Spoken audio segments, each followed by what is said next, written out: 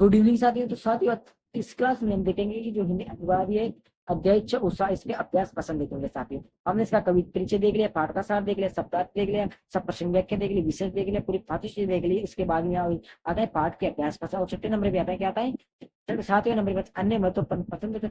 ये सातवां पॉइंट बाद में सबसे लास्ट में देखेंगे, एक एक करके क्लियर हुआ साथियों। शुरू करते हैं क्लास को।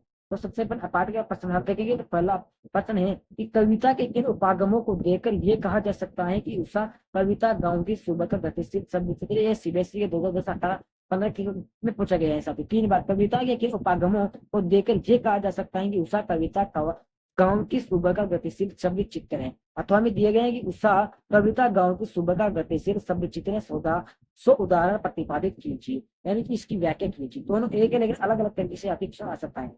क्लियर हुआ। कवि के नीले शंख राग से लिपा हुआ है, राग से लिपा हुआ है। गीला चौक, क्या है, कवि का जो नीला रंग है वो राग से लिपा हुआ है और गीला चौक की तरह लग रहा है। सिल स्लेट नीला जल और गोरी युवती की मखमली देह आदि उपमानों को देखकर यह कहा जा सकता है कि उषा कविता गांव की सुबह गतिशील शब्द चित्र है। इन उपमानों के माध्यम से कवि ने सूर्य देह का गतिशील वर्णन किया।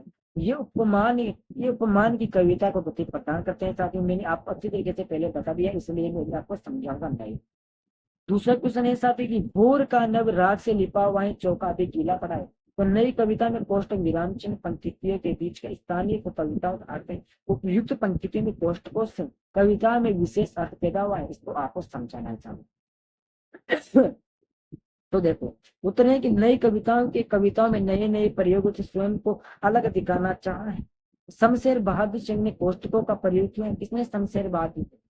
कोष्टकों में दी गई सामग्री मुख्य सामग्री से संबंधित की मुख्य चीजें हैं तथा पूर्व का काम करती है। वह कथन को स्पष्टता प्रदान करती है। जहां अभी गीला पड़ा है वहां के कोष्टकों में दिए गए हैं जो पराये कालीन सुबह की नमी व ताजगी को व्यक्त करता है।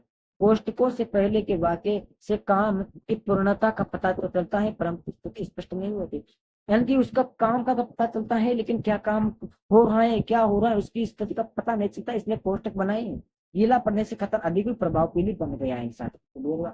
अन्य महत्वपूर्ण प्रश्न इसमें ओनली पर 2 प्रश्न मैंने बता दी। अन्य महत्वपूर्ण में देखो, पहला है सूर्योदय से पहले आकाश में क्या क्या परिवर्तन होते हैं। उषा कविता के आधार पर बताए। उषा का पता है प्राय।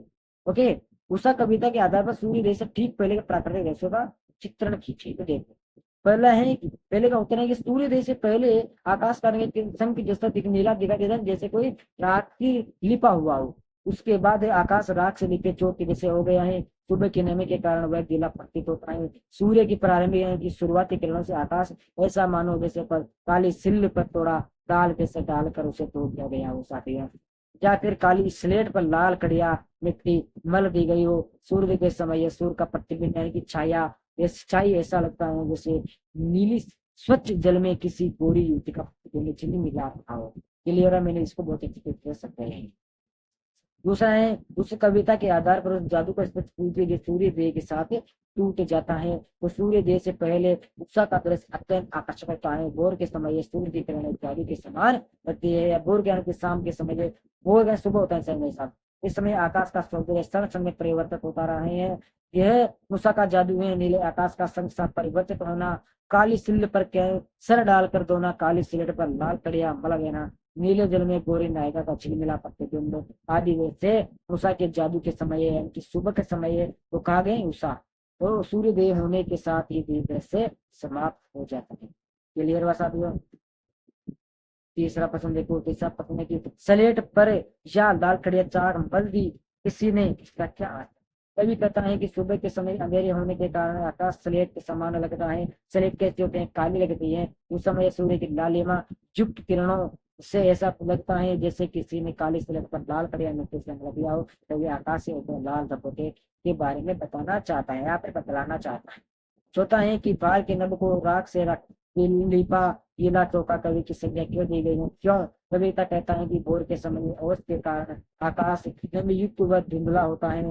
राख से लिपा हुआ चौक में मट मेले रंग होगा होता है। दोनों का रंग लगभग एक जैसा होने के कारण कवि ने भोर के नब को राख से लिपा गीला चौक की संज्ञा दी गई है। संज्ञा किसी व्यक्ति को कहते हैं, इसलिए संज्ञा दी गई है। दूसरे चौक को लीपे जाने से वह स्वच्छ हो जाता है, उस तरह भोर का नभ भी पवित्र हो जाता है। क्लियर हुआ? देखो आगे देखो मेरे शेर वो पांचवा, उषा कविता प्राय काल में आकाश की परिवर्तन, निर्मलता, उज्ज्वलता से संबंधित पंक्तियों को बताई है। तो देखो, पवित्रता राग से लिपा हुआ चौका, निर्मलता बहुत काली सिल्ल जरा से कैंसर से की जैसे हिल गई हो, उज्ज्वलता नीले जल में एक किसी की घेर मिला जहर जैसी गुजर गई। तो साथियों मैंने आपको साहित्य अनिवार्य के भी क्वेश्चन बता दिए हैं पार्ट 6 के। कल हम अध्याय 7 शुरू करेंगे, इससे पहले आपको पूरे अध्याय को पढ़ देना है साथियों। क्लियर हुआ?